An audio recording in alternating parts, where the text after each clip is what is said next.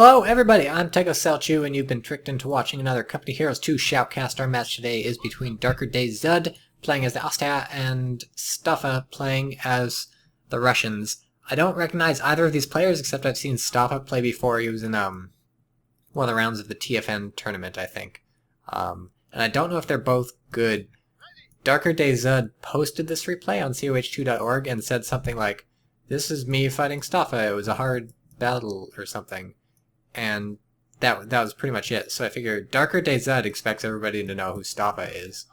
And if darkerdayzud thinks he's like an even match for Stoffa and it makes a cool battle, then he thinks maybe we know who he is, or at least we know who Stoffa is and care. So my assumption is that Stoffa's a person, and maybe darkerdayzud's a person that we should care about. We don't have a ladder, so you can't really know. Thanks, Relic. But we have Stoffa heading right to this building. Right off the bat with his engineer squad, and just sending his conscripts up here to cap in the north. Then probably going to link the field up. So that's a pretty interesting, bold move. It's going to cut off the Austria machine gun from getting in here.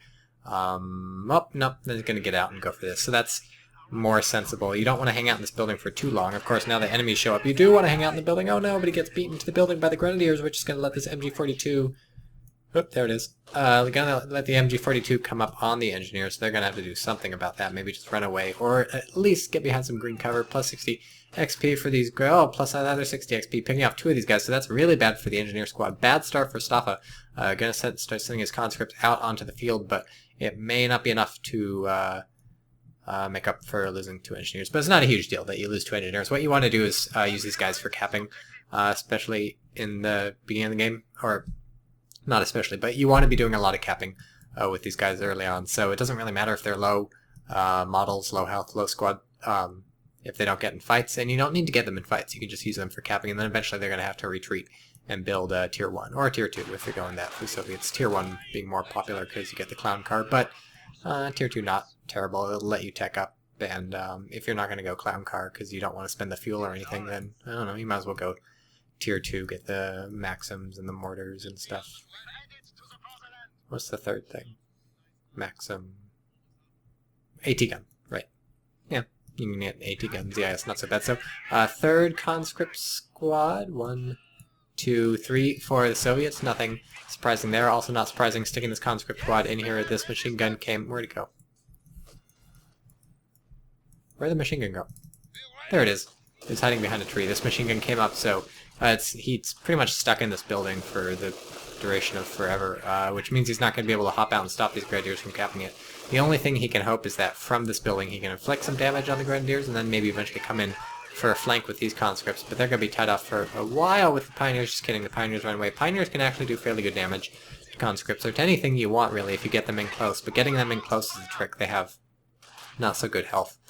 And there's that. So nice lucky hit from these Grenadiers. Go wipe out one of these, two of these guys. So this Grenadier is probably going to win the fight handily, except now they're down a man. As usual in Company Heroes 2, this comes down to random number generator. When they're both behind green cover or anything, no one's got much of a big advantage. This guy wasn't in green cover, probably why I got picked off so early. Do we have the flank going on yet?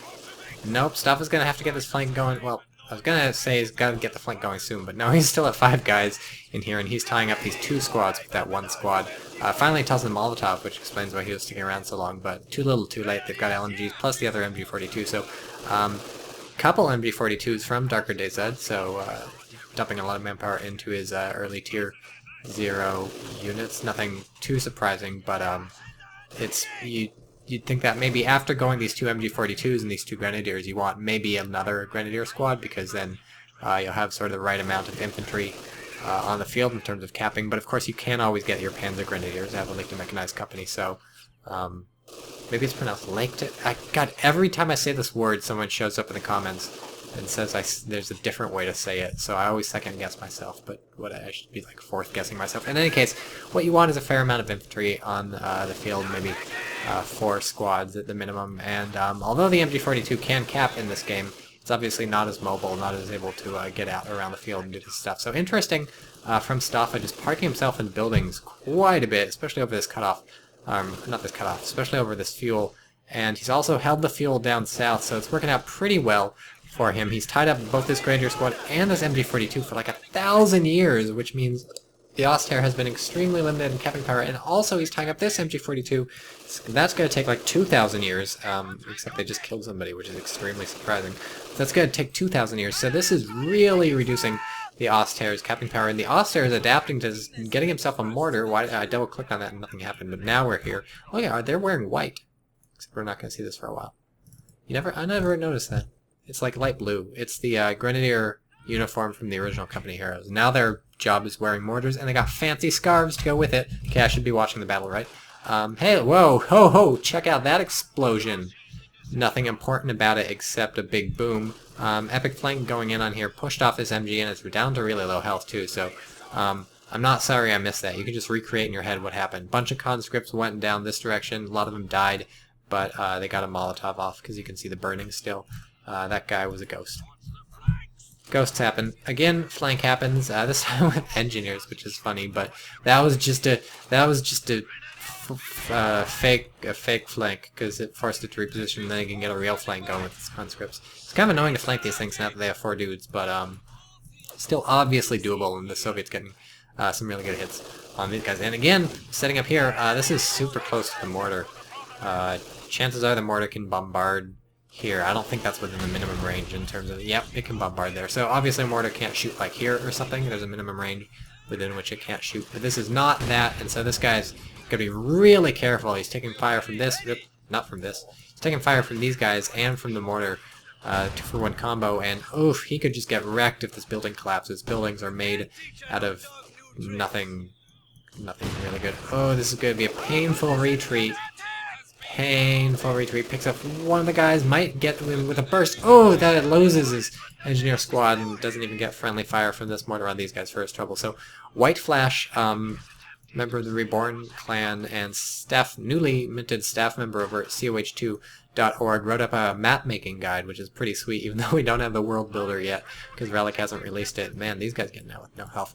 Wrote up a map-making guide for Company Heroes 2. One of the things he pointed out that you have to keep in mind, I hate how these streetlights turn off, is that you have to keep in mind retreat paths when you're making a map, because we saw these engineers retreated all the way sort of around this thing and then down through the center. The more you have like stuff like fences and stuff set up that will perturb the retreat path of a unit as it's going back, the harder it is for people to predict precisely where the units are going to retreat, and that means they end up making some bad retreat decisions. This one wasn't one of those so much. The idea that they would go around this side of the building was probably wishful thinking at best, but certainly you get some weird retreats in Company Heroes 2 that it's tough to predict, and so that's not good. It would be nice if maps were easy, but it's really hard, right, to get those map things. So Soviet player taking a lot of hits, but doing really well in map control, mostly because to get these hits on him, the Ostair players had to devote his MG42s to the fight, which is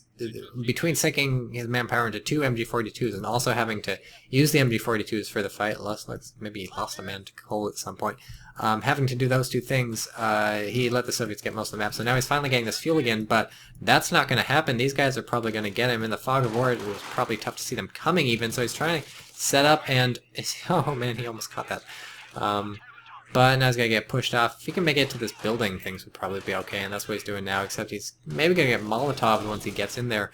With 4-man squad, you might be able to just wait that sucker out, and then he can do the infinite circle strafe around the building, which is micro-intensive, but totally doable, but eats basically 2 deaths immediately from the Molotov, which was really unlucky for him, so he has to get out of that building.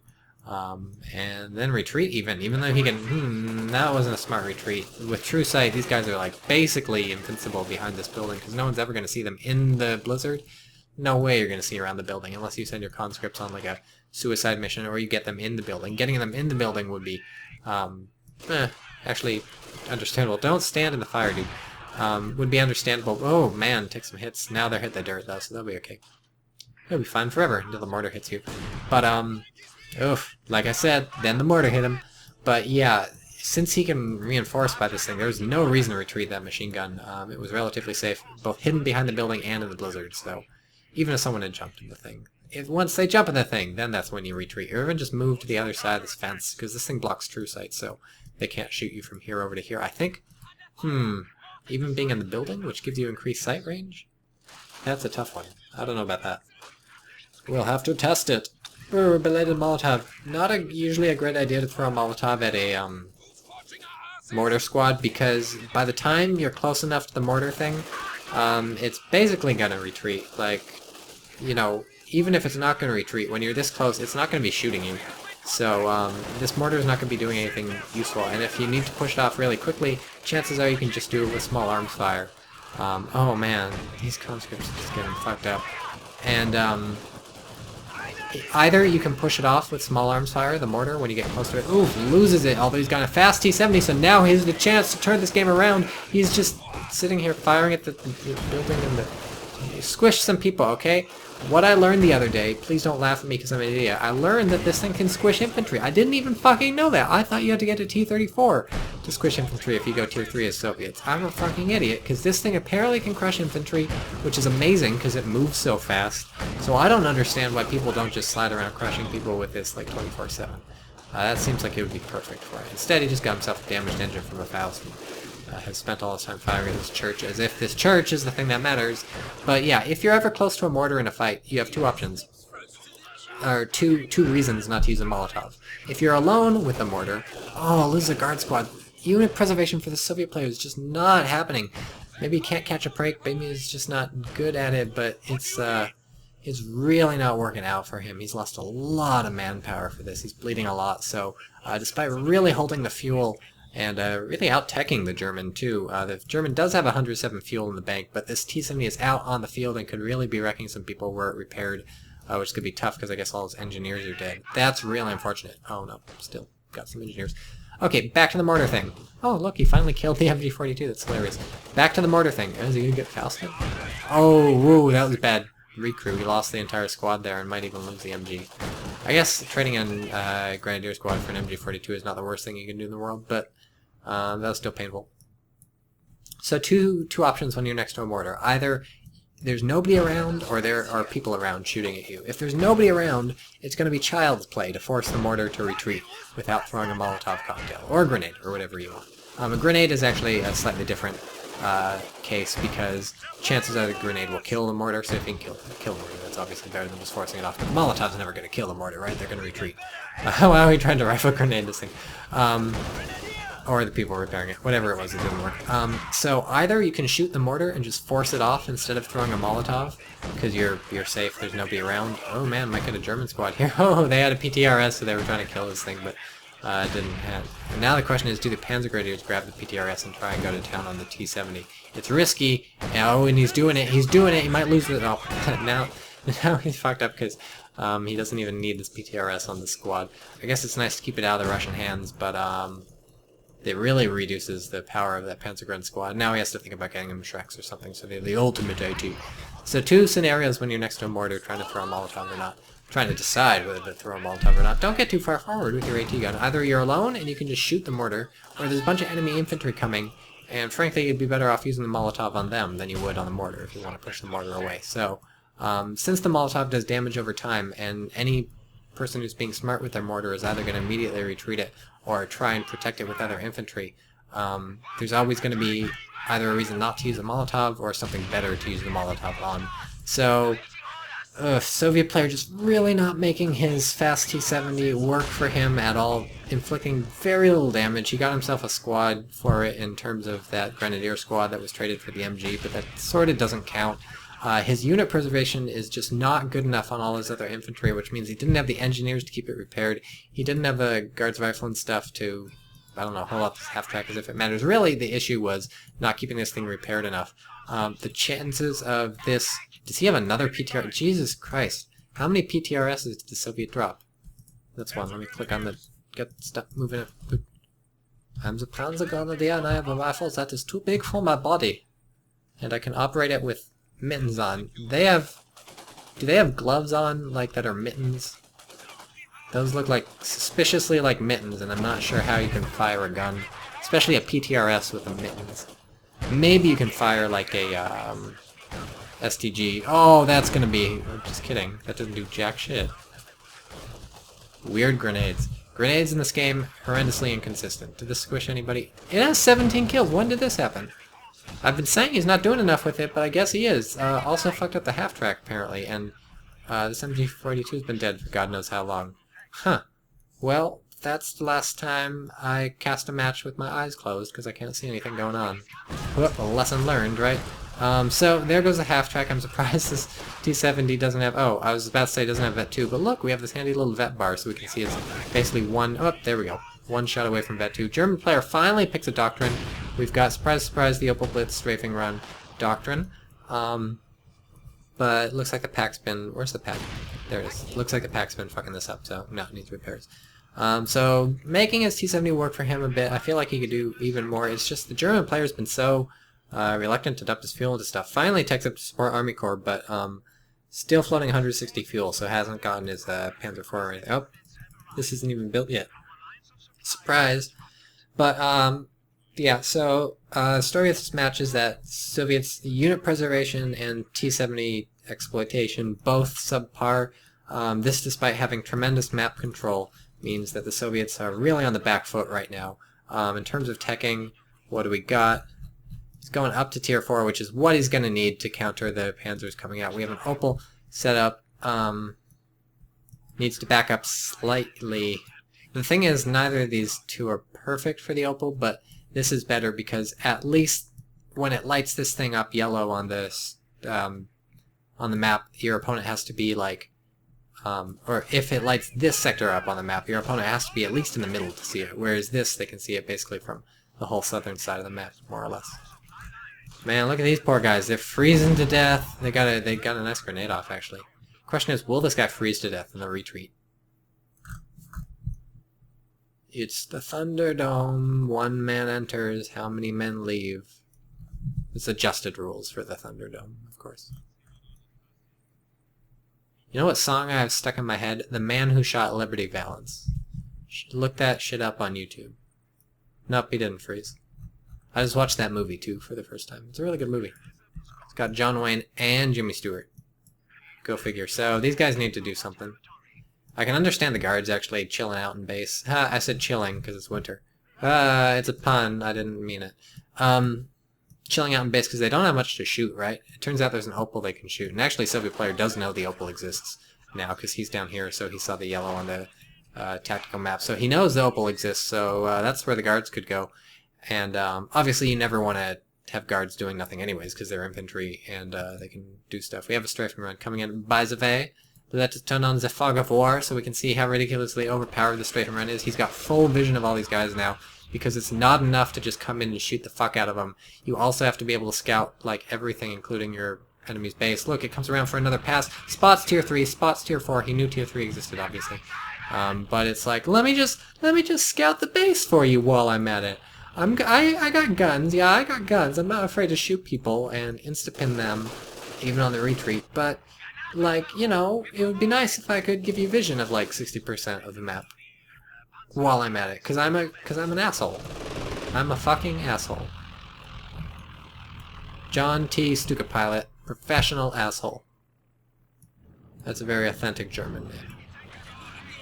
The fuck is this thing over the mortar? What does that mean? Counter barrage? Dude, your opponent does not have any artillery. Let me just... This fucking thing is still strafing people. This game sometimes. This game 90% of the time. Okay, your opponent doesn't have any artillery that you need to counter barrage.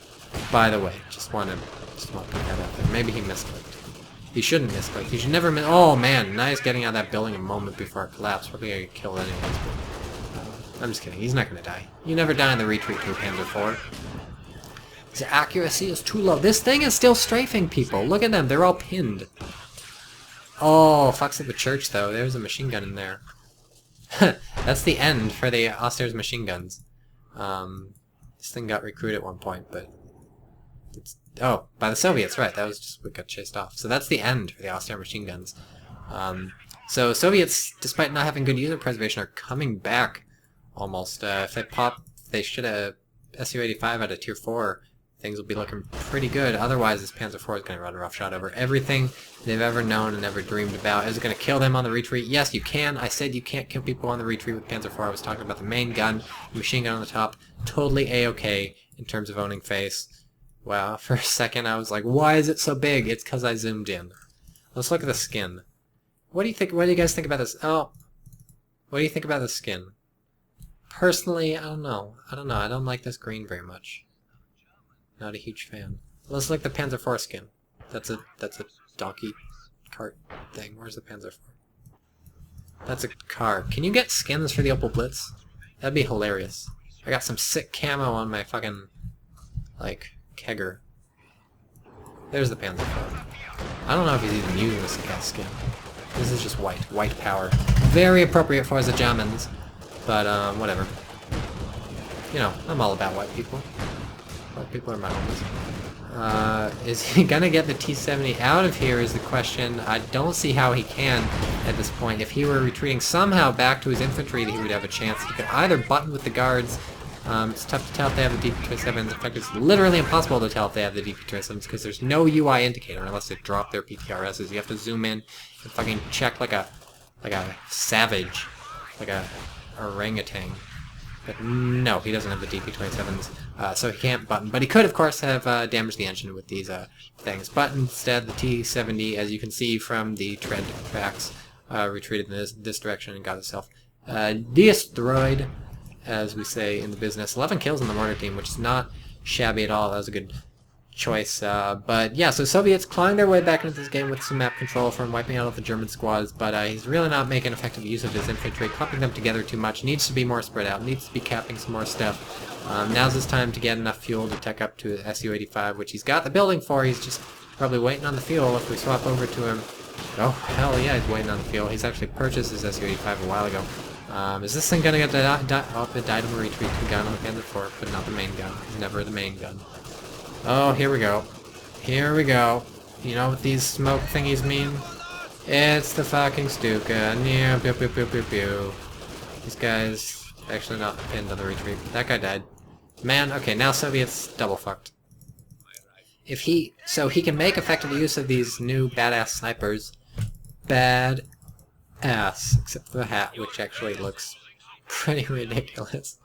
Look at this hat! And they have their little snappy green, like, scarf. The little hat with the star is just hilarious. Looks like something a child would wear. Stupid child. So, that plus the Su-85, he can... Oh, Tycho's talking about hats. Meanwhile, Su-85 is talking about the Panzer IV. So, yeah, effective use of Su-85 can turn this around. You know what's cool about this game? Leaving treads in the snow. Tread tracks. That's sweet. So, this Panzer IV, what it needs to be doing, since it doesn't have a damage... Oh, it doesn't have Blitzkrieg, it's dead. Okay, it doesn't have... You need Vet 1 to turn on the Super Mega Ultra Drive button. Su-85 took basically just one penetrating hit from the front, so it's in good shape. We have another Panzer IV coming out. Can we look at the Su-85 skin? Oh, it's just the same as the T-70 skin, basically. Again, not a huge fan. I like how it says ham on the side, but I don't think that's specific to the Su-85, or to the skin. Interestingly, knowing that there's an Su-85 here, the German player in a blizzard where he's going to be screwed in terms of sight drives his Panzer IV directly in here in an attempt to what I can only imagine in what I can only imagine to be an attempt to throw the game away. Looks like he's... I don't know how he got plus 50 XP just randomly on that thing, but a nice couple of lucky misses from the... What the fickly fuck? Just... God, lucky hit. That must have... I wasn't even watching the health bar and it fucking died. So, bunch of bullshit lucky hits from the front of the Panzer IV penetrating the Su-85 gives the game to the Germans. That's it for the Russians. Also, losing the MG42 was not great. So, Russians, better unit preservation, better T-70 usage overall. Germans, I would say, good job, pat yourself on the back, go suck some dicks or whatever people do to celebrate. In Germany. Wiener Schnitzel.